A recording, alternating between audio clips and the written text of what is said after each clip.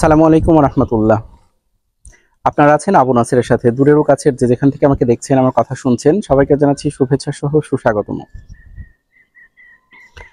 আদর্শ পরিবার গঠনে 40টি উপদেশ, শাইখ মোহাম্মদ সালেহ আল মুনাজিদ হাফিজাহুল্লাহর এই বই থেকে ধারাবাহিকভাবে উপদেশগুলো আলোচনা করছিলাম। আজকে আপনাদের সামনে আলোচনা করব 22তম উপদেশ, ঘরের কাজে পরস্পরকে সাহায্য সহযোগিতা করা।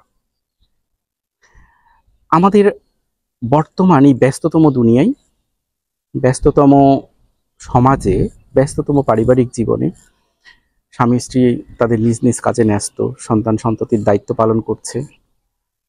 বিভিন্নভাবে কখনো কখনো দেখা যায় যে এই কাজের প্রেসারে আমাদের মধ্যে সম্পর্কগুলো খারাপ হতে থাকে।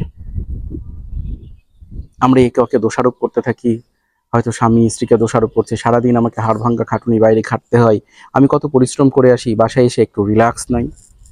আবার স্ত্রী বলছে, সারাদিন আমি তোমার বাসার দেখাশোনা করি, সন্তানগুলোকে দেখাশোনা করি, এই বাসায় এই এত পরিশ্রম করছে, এই পরিশ্রমের পরেও আমার তো কোনো ফুরসত নাই।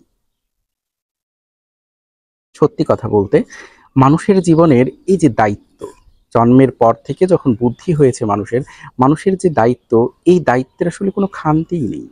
মৃত্যুর আগে পর্যন্ত মানুষের এই দায়িত্বই ফুরায় না। বিভিন্ন রূপে, বিভিন্ন ধরনে এই দায়িত্বগুলো মানুষের সামনে হাজির হয়। তো এই দায়িত্বগুলোর ব্যাপারে আমরা যখন আমাদের বাসাতে রয়েছি, তখন পরস্পরের কাজে সাহায্য সহযোগিতা করা প্রয়োজন। তাহলে দেখা যাবে যে আমাদের সম্পর্কগুলো যেমন ভালো হবে, পরস্পরের সাথে সৌহার্দ্যপূর্ণ হবে, তেমনি একটা সুখী সমৃদ্ধশালী পরিবার গঠনেও সেটা সহায়তা করবে। কিরকম ভাবে হতে পারে? এখানে শাইখ মোহাম্মদ সালেহ আল মুনাজিদ হাফিজাহুল্লাহ মুসনাদে আহমদের একটা হাদিস নিয়ে এসেছেন। মা আয়েশা রাদিয়াল্লাহু তাআলা আনহাকে প্রশ্ন করা হয়েছিল যে রাসূলুল্লাহ সাল্লাল্লাহু আলাইহি সাল্লাম ঘরে কি কাজ করতেন। তিনি বললেন, রাসূলুল্লাহ সাল্লাল্লাহু আলাইহি সাল্লাম তার নিজের কাপড় নিজে সেলাই করতেন, জুতা নিজে ঠিক করতেন, এবং পুরুষ মানুষ ঘরে যে সকল কাজ করে থাকে তিনি তার সবগুলো নিজেই করতেন। এরকম আরো কিছু হাদিস আছে। সহিহ ইবনে হিব্বানের হাদিসে রয়েছে যে আল্লাহ রাসূল বকরির দুধ দোহনও করতেন। তো আমরা কি করি? আমরা পুরুষ মানুষ হিসেবে আমাদের মধ্যে সত্যি কিন্তু এই সাহায্য করার মানসিকতা অনেক সময় কম রয়েছে। আমি বলছি না যে অনেক পুরুষ সাহায্য করেন, সেটা তো আছেই, হয়তো করেনি, কিন্তু অনেকে এই সাহায্য করার মানসিকতা আমাদের মধ্যে সত্যিই কম রয়েছে। আমি দেখতে পাচ্ছি যে আমার সন্তানরা, আমার স্ত্রী, হয়তো ছোট সন্তান আমার স্ত্রীর কাছে তারা কোনো কিছু দাবি করছে বা তাদের কোনো একটা কিছু বিষয় নিয়ে স্ত্রী ব্যস্ত রয়েছে, সেই সময় আমি নিজে এক গ্লাস পানি ঢেলে খেতে পারছি না, কিংবা আমার খাবারটা আমি নিয়ে খেতে পারছি না। আমাকে কখন খাবার দিবে সে আশায় বসে আছি। তৈরি করে দিতে হবে খাবারটা। আমার পোশাক আশাক আমি নিজের মতো করে নিতে পারি না। রান্নাঘরে কোনো কাজে রত থাকা অবস্থায় দেখা গেল যে পানির কলটা কিংবা ট্যাঙ্কিতে পানি শেষ হয়ে গিয়েছে, আমি হয়তো ঘরে বসে বসে মোবাইল টিপছি, কিন্তু আমার স্ত্রীকে আমি এতটুকু হেল্প করতে পারছি না যে আমি নিজে গিয়ে সেই পানির কলটা টিপে দিয়ে পানি দিয়ে আসবো তাকে, অথবা সুইচটা টিপলেই পানি পড়বে। কিংবা দেখা যায় যে ছোট ছোট বাচ্চা কাচ্চা নিয়ে অনেক সময় আমাদের ঘরের মা বোনদের বা যে সময় সমস্যা হয় বা স্ত্রীদের সমস্যা হয়, তাদের ইবাদত বন্দিকে অনেক সময় সমস্যা হয়ে যায়। রোজার সময় এই বিষয়টা অনেক বেশি পরিলক্ষিত হয়। মাগরিবের সালাতের সময়, ইফতারের পরে তাদের গুছিয়ে নেওয়ার একটু ব্যাপার স্যাপার থাকে, ঠিক সেই সময় সালাতেরও সময় হয়ে যায়। আপনি যদি ছোট ছোট বাচ্চাদের সেই সময় ট্যাকেল না দেন, ছোট ছোট বাচ্চাদের যদি সেই সময় আপনি সময় না দেন, তাহলে আপনার স্ত্রীর জন্য, আপনার সন্তানের জন্য, আপনার মা বোনদের জন্য এই বিষয়গুলো অনেক বেশি কষ্টদায়ক হয়ে যায়। আমরা কেউই আল্লাহ রাসূলের চাইতে উন্নততর নই, আমরা কেউ সাহাবীদের চেয়ে উন্নততর নই।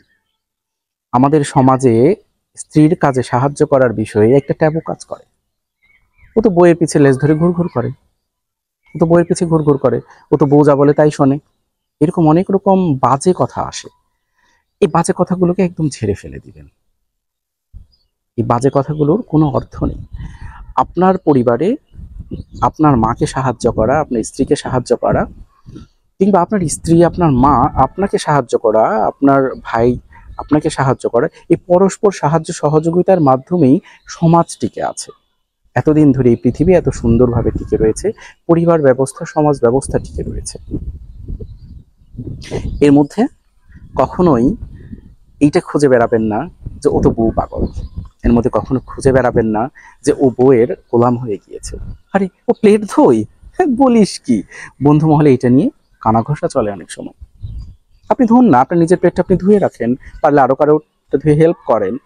আমি আমার অফিসে, আমার বাসায়, আমার অফিসে যখন লাঞ্চ করি, লাঞ্চ করার পরেও আমার অফিসে ক্লিনার আছে, সাপোর্ট স্টাফ আছে, তারা চাইলে আমার প্লেটটা হয়তো ধুয়ে দিতে পারে। অনেকেই রাখে প্লেট ধুয়ে দেয়। আমার প্লেটটা আমি কখনোই তাদেরকে ধুতে দিই না। নিজের প্লেট নিজে ধুয়ে খাই, নিজের প্লেট নিজে পরিষ্কার করি, নিজের এটু প্লেট। বাসাতেও চেষ্টা করি, কখনো কখনো হয়তো পারি না, প্লেটটা রেখে দিই। বাসাতেও চেষ্টা করি নিজেকে প্লেটটা নিয়ে গিয়ে ধুয়ে ফেলতে। হয়তো কখনো কখনো হয় না, তো চেষ্টা করি।